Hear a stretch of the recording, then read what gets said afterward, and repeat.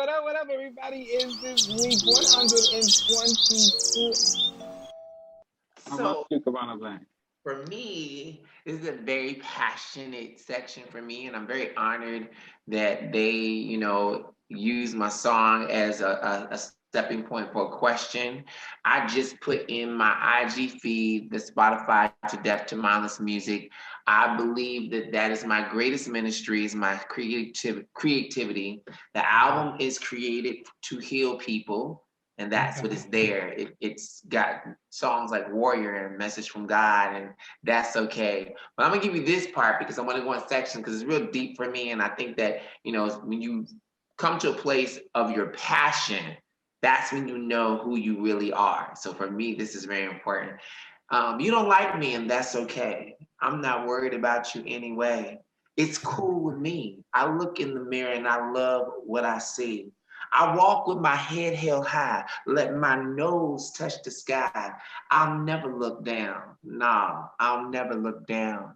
Keep pushing to the top. Keep on pushing, never stop. Nobody gonna stop my shine. Nobody gonna beat this grind. Keep pushing to the top. Keep on pushing, never stop. That's okay, okay, okay. And the reason why I wrote it is because I am an individual that had to recognize a lot of things because I did not have the help. I had a vision after the pandemic, and the pandemic did me a favor. It brought truth. I am in the quicksand, and there's friends on this side, and there's friends on that side. And the friends on this side are looking at me like the dog look, like, I wonder if he gonna get out. And the friends on the other side are like, nah, let's see if he can get out. But then there's this hand that comes every now and again in the middle, and I call that the person that, the Bible says be careful because you might be entertaining angels. The people that you don't know that will send something to you to keep you encouraged or motivated or going. Okay. And I realized I had to pull myself out. This thing for me is very passionate because I'm very active in my community. I did this thing called Love Over Hate because one of my members committed suicide. And he committed suicide the day before Valentine's Day. And he was on his views and playing guitar and being himself. There was no sign, there was no this, there was no that. It was just done.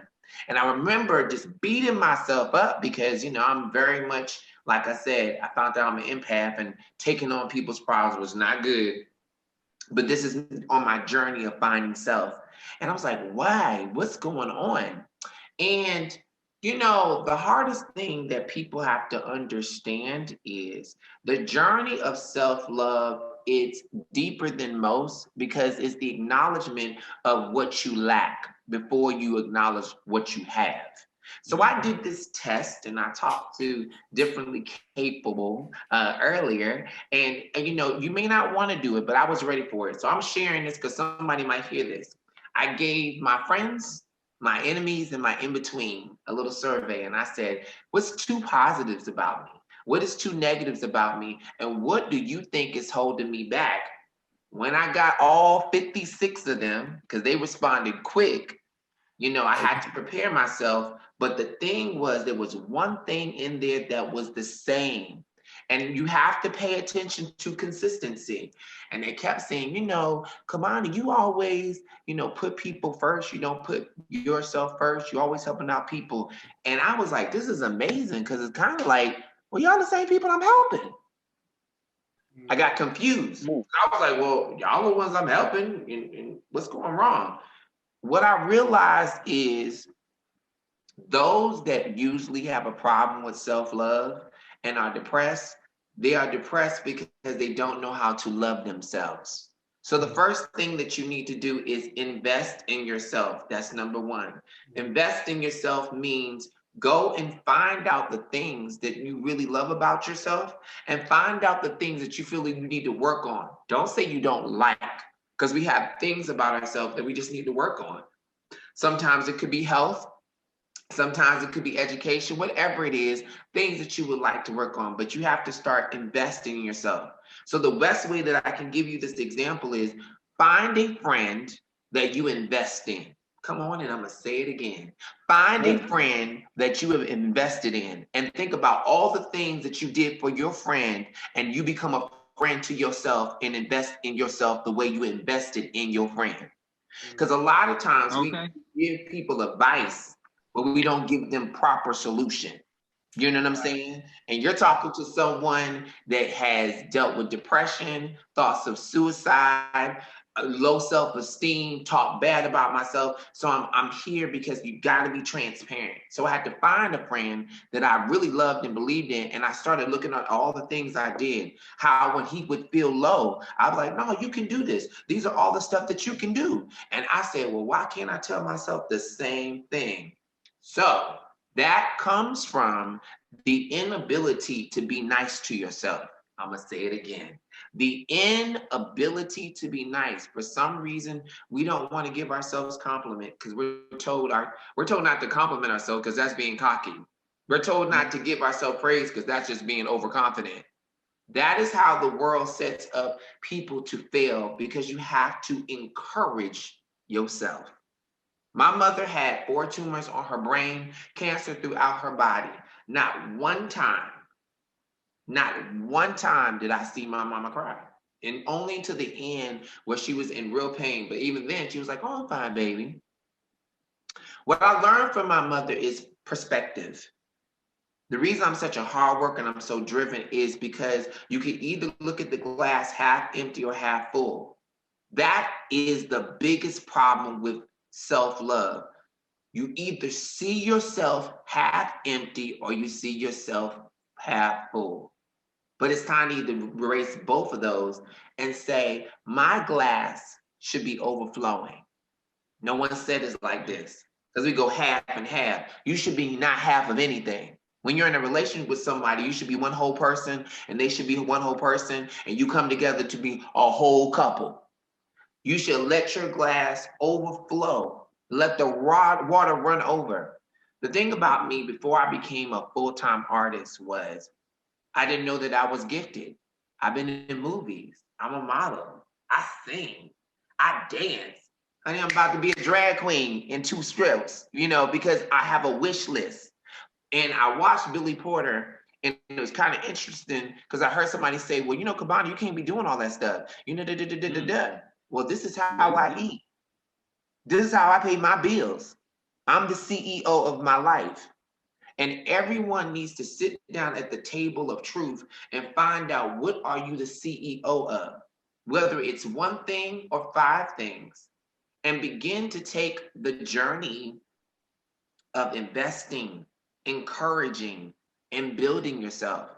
And now where I'm at now is I had to remove myself from a lot of people, and I had to kind of go silent in order to hear me. A lot of times we surround ourselves with other people's responsibilities, other people's obligations, other people's passions, other people's sadness, that by the time you dig through their stuff, you don't have any energy to dig out yours. You become tired and drained. And I tell people all the time, when you're a person that is very involved with others, you don't even realize how depleted you become. When you don't love yourself, fatigue, going to bed all the time, they become actually habitual things, and you think you just need rest. You don't want to deal with your truth.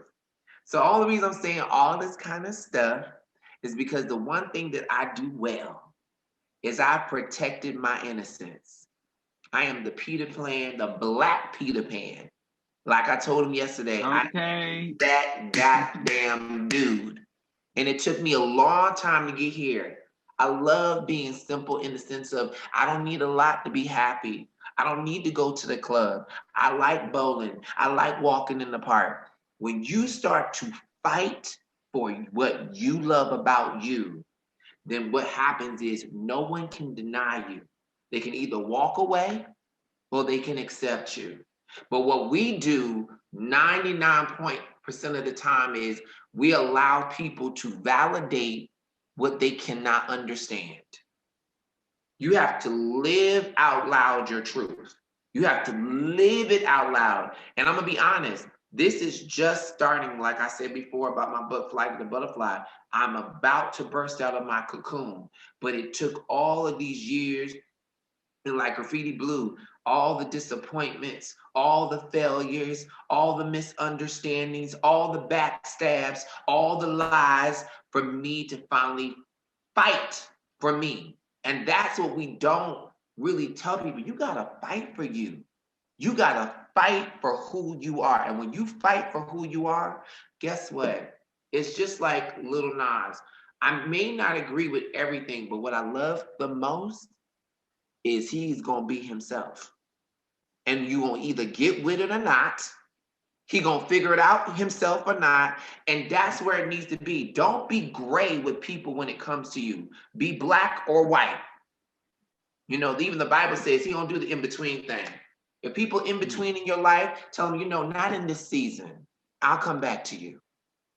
You gotta come, you gotta be either left or right, up or down, in or out. You either shut up or speak up. And that allows people to help define who they want to be with. So when Graffiti Bleu did say, as far as like just allowing that energy and getting in that place, and then find somebody that loves you. And when I say love you, there is at least one person, even in my loneliest of nights, that I could go to that would allow me to be all of this. And that's what I mean, love you. Love you. Like you ain't got to be nothing more. You ain't got to pretend. You ain't got to dress it up. You ain't got to put it. You don't have to do none of that Chanel 9 boots. You can just be yourself. So, not to go so deep. I've sipped on my tea, and that was it from me.